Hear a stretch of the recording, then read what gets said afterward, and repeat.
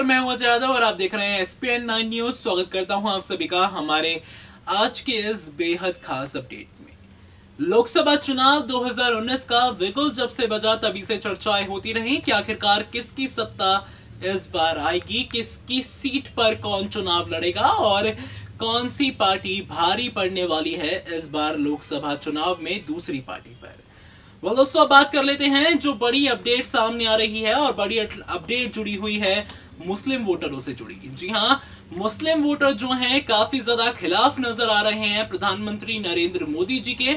और ये जो दूसरे चरण का चुनाव आज है, इस चरण में जहां चुनाव लड़े जा रहे हैं कई बड़े बड़े राज्यों पर, जहां चुनाव जो है अब हो रहे हैं, इसी बीच अब बड़ी खबर ये है कि मोदी जी का साथ कहीं ना कहीं छोड़ रहे हैं मुस्लिम वोटर। जी हाँ, जो महागठबंधन किया गया है मुस्लिमों द्वारा, उनका सपोर्ट जहां जा रहा है कांग्रेस को, यानी कि राहुल गांधी जी की तरफ पूरा सपोर्ट जा रहा है, तो वहीं मोदी के खिलाफ जहां मुस्लिम वोटर नजर आ रहे हैं। और इसी बीच किशनगंज जैसे बड़ी जगह पर जहां पूरा समर्थन है मुस्लिम वोटरों का लगभग किसी और पार्टी को, लेकिन ये साफ है कि भाजपा के खिलाफ ही नजर आ रहे हैं वोटर।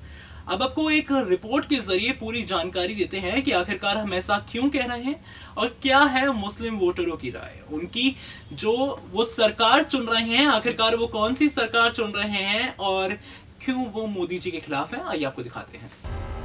पूर्वी बिहार में बांग्लादेश, नेपाल और साथ ही साथ पश्चिम बंगाल की सीमा से सटे सीमांचल के 3 मुस्लिम बहुल लोकसभा क्षेत्रों में इस बार चुनावी नारा पालेंद्री टोपी सूर्यपुरी फिरहन एक हो चल रहा है। और इस नारे से ये बात साफ है कि स्थानीय मुस्लिम नेता कटिहार, पूर्णिया और किशनगंज में अपने समुदाय के 4 धड़ों को भाजपा के नेतृत्व वाले एनडीए प्रत्याशियों को हराने के लिए लामबंद करने की कोशिशों में लगातार जुटे हुए हैं।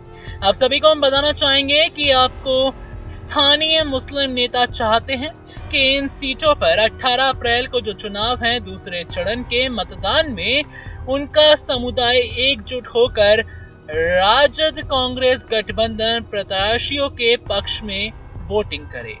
खैर, गौर हो इस बात पर कि क्षेत्र में मुस्लिम समुदाय का एक बड़ा वर्ग कुलिया मुसलमानों का है और अमूमन लोग उन्हें उनके कुछ अलग सी दिखने वाली पालेंद्री टोपी से पहचानते हैं।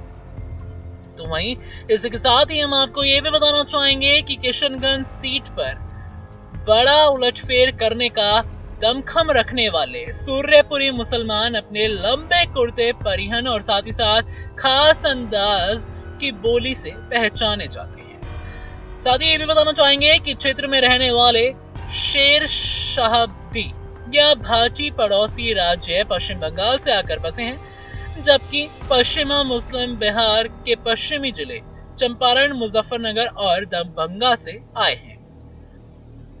खैर, इस बार मुसलमान सीमांचल की सियासत के केंद्र में हैं। दरअसल क्षेत्र में अलग अलग दलों से खड़े हुए 9 मुस्लिम प्रत्याशियों में 5 उम्मीदवार 3 सीटों पर ताल ठोक रहे हैं।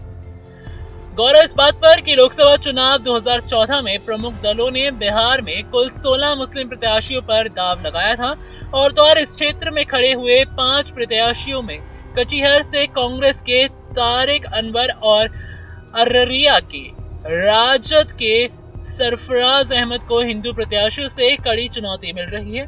तो ये भी बताते चले कि किशनगंज संसदीय क्षेत्र में कांग्रेस के मोहम्मद जावेद, जदयू के मोहम्मद अशरफ और साथ ही साथ आपको बता दें कि इनके बीच जबरदस्त मुकाबला है। प्रधानमंत्री नरेंद्र मोदी के संसदीय क्षेत्र वाराणसी से लेकर किशनगंज के बीच मुस्लिम आबादी को देखते हुए ऐसा कहा जा सकता है कि सीमांचल में जीत हार का फैसला मुसलमान मतदाताओं के हाथों में है। सही सुन रहे हैं आप। आपको ये भी बताते चले कि भारत नेपाल सीमा से सटे सीमांचल क्षेत्र में 20 संसदीय क्षेत्र हैं और इन क्षेत्रों में 18 से 70% मुस्लिम आबादी है। ये क्षेत्र मुस्लिम राजनीति की प्रयोगशाला बन चुका है। हालांकि इस क्षेत्र के अंतरराष्ट्रीय सीमा से सटे होने के कारण भी कई आतंकी मांझियूल भी सामने आ चुके हैं, जिसमें स्थानीय युवाओं की संलिप्तता पाई गई है। अब आपको बताते हैं कि मुस्लिमों का क्या कहना है इनको लेकर और उनकी क्या राय अभी तक चल रही है। जी हाँ, उनकी राय जो चल रही है वो ये है कि वोट ना बटे जाए।